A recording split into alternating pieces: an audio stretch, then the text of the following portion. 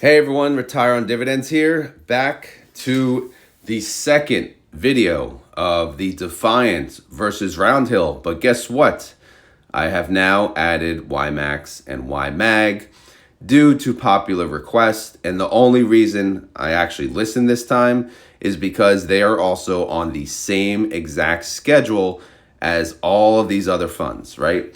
In reality, think about it. Defiance and Roundhill, those are perfect competitors. So they're still going to be the ones competing against one another. However, it will be nice to see what YMAX and YMAG do against all of them together. So let's take a look at that. And before we move on, I'm pumped about this series, by the way. And it may not seem that way, but I'm this is one of, I love watching this. This is one of the spreadsheets I keep an eye on during the week just to see what's going on. So if you guys also like this series, please hit the like button down below or share the video or do both. It helps the channel greatly. All right, so what I'm doing is I highlighted in blue what we spoke of last week. So let's cut that off and we'll start here. And just so you guys know, I know a lot of people said something, I believe the 12th was a weekend. What happens is on Google Sheets, it takes like the weekend day and it represents the Monday. So I believe Monday was the 14th. However, it's going to show Monday's price under the 12th. I don't know why it does that, but it does it. It's annoying, I know, especially when I'm trying to see, oh, what's the change? And it's like, oh, the change is that Friday's change? Is it Monday's change? But it's Monday. So for the 12th, that'll be for Monday. So let's look at the NASDAQ. They went up 0.82% on Monday. All right, QQQY went up 0.29%. QDTE went up 0.82%, essentially the exact percentage of the NASDAQ. So that QDTE, clear winner, right? So let's move on to the 15th. On the 15th, the NASDAQ had a rough go. It went down 1.37%. QQQY had a pretty rough go. It went down 1.18%. QDTE did not go down as much. It went down 1%. So again, QDTE for the win. All right. When you see the market not move, stay flat, I think this is really when Defiance does well. So the market only went up 0.07% on the 16th. QQQY went up 0.35%. And QDTE went up 0.02%. So QQQY took the win on that. FYI, the 17th, that's ex-dividend date. So what I do, I add the distro. However, I remove that number when comparing the change in price percentage.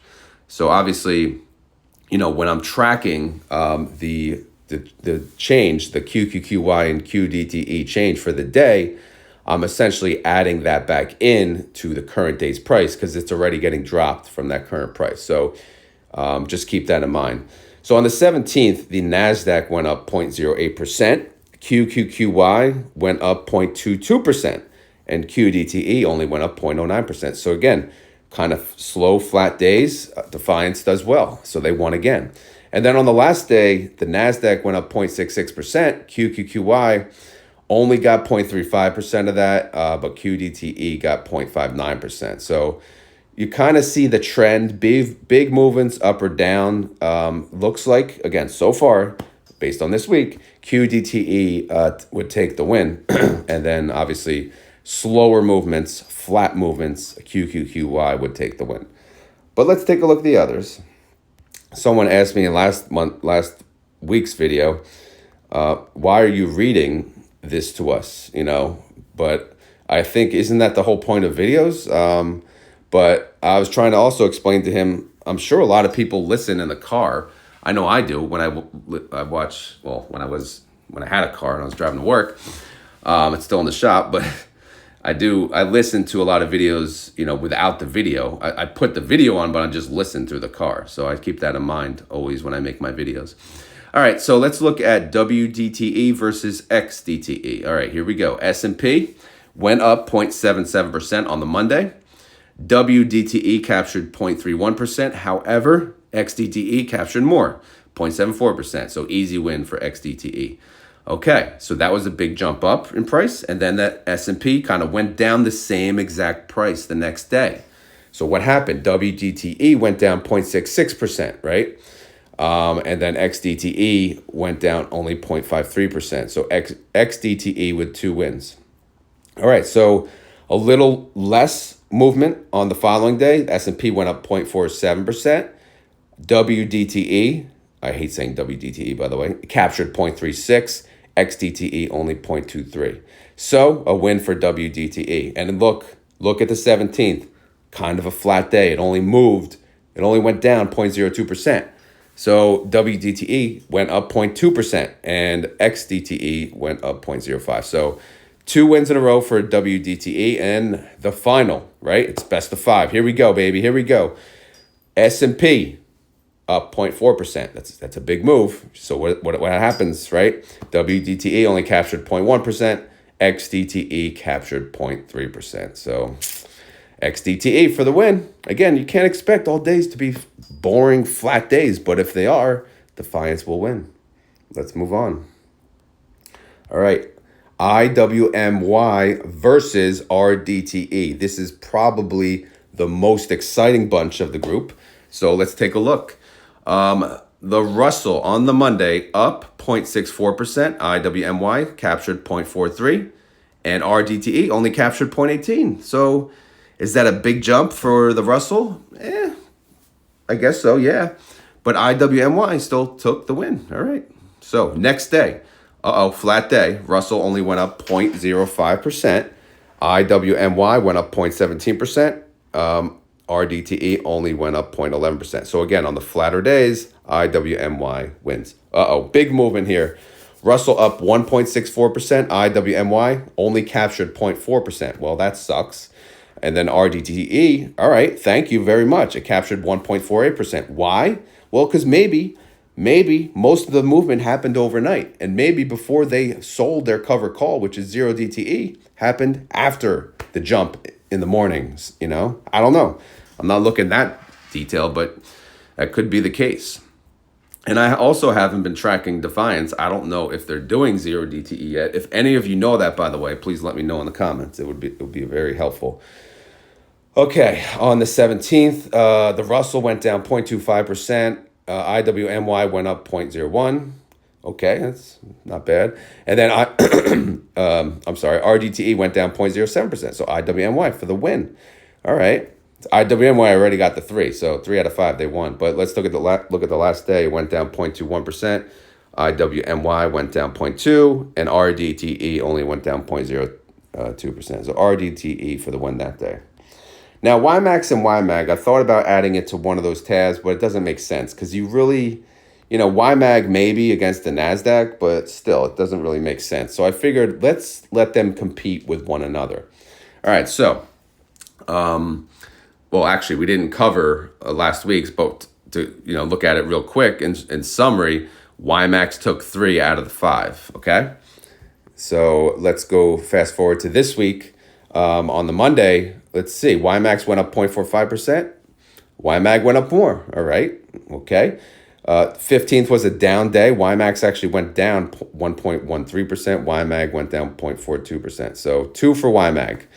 And then YMAX beat YMAG on the 16th. YMAG took the 17th, and then YMAX took the 18th. So 3 out of 5, YMAG beat YMAX. All right. Now, on to the other tabs, which I'm very excited about. The yield war. So out of all of these funds, right? So now we have 8, right? We have 8 funds. Which fund yields the most? People love yield. You want the most yield. By the way, how am I calculating yield?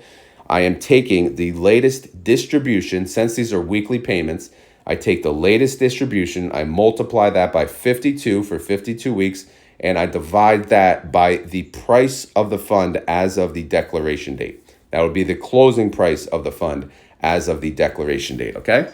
So last week, YMAG took it. They took it. They got 76% yield.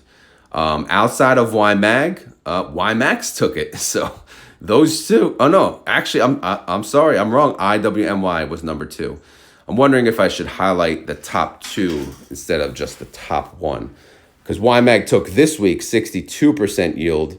Number 2 is actually YMAX, but IWMY is right behind. So it's probably going to be a race between those three. However, this coming week is going to be embarrassing for YMAG. They have one stinking freaking stock paying you, right? MSFO payment. It's probably going to be like 6 cents, right? So the yield is going to be very low for YMAG next week, so they'll let someone else win for once.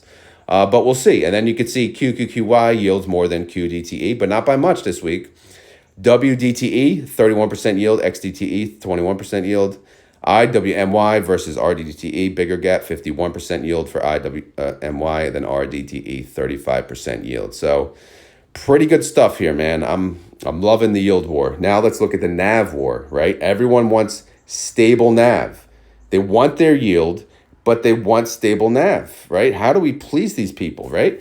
All right, so let's take a look at last week. Who had the best NAV performance? YMAX. YMAX went up 1.23%. Okay. Well, keep in mind, guys, YMAX has Misty. Misty's been going crazy. So YMAX did well. And then obviously you can just look at the comparisons for this week. QDTE beat QQQY in NAV.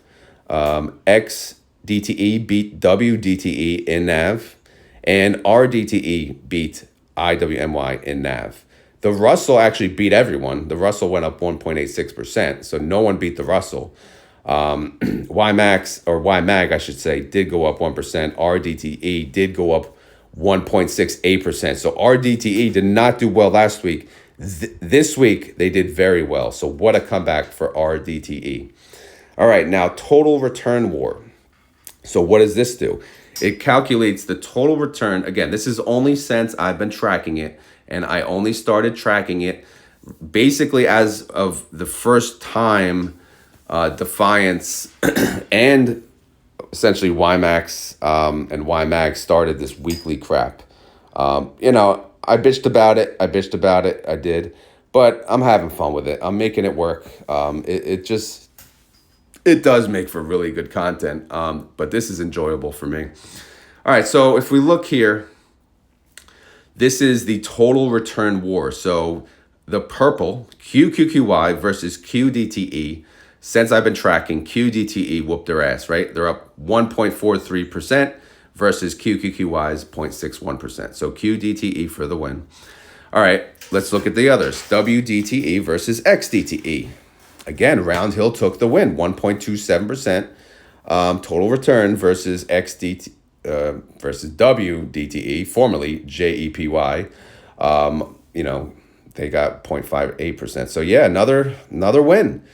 And then IWMY was the only Defiance one winning, and now they lost their lead. RDTE had such a good week. Their total return, they're now up 1.44%. IWMY is up 1.31%. Again, this is with distributions too. So keep that in mind. But one thing to note, they're all positive, right? These funds are all positive. Obviously, that's a really, really good thing. So if you invest in all of these, you're doing really good. Now, YMAX versus YMAG, total return. YMAX whooped that ass, man. They whooped that ass. Well, you can thank Misty. YMAX total return, 1.98% versus YMAG's 0.57%. All right. Winner overall, YMAX. I mean, YMAX, oof. Again, what is the best fund to buy? You don't have to just invest in one though. Some days will be better for others. But again, the point of this video is just to show all these funds are on the same schedule now, so we can do an easy comparison. And I'm loving this. Let me know, guys, if you're loving this series, but I'm going to do it every week. All right, this is another important comparison in my opinion, right? So I'm going to have to zoom out for this. All right, so what I do is I track the outstanding share change for the week. So unfortunately for all of the, no. QQQY and, I guess we'll do QQQY versus QDTE. QDTE had additional outstanding shares purchased. Guys, also, this is assuming they updated their website, so who the hell knows? So I'm just going based on the website. So 280,000 additional outstanding shares on QDTE, none for QQQY. For XDTE, 50,000 additional outstanding shares and none for WDTE. However, it's the reverse for RDTE, no shares for them. IWMY had an additional 125,000.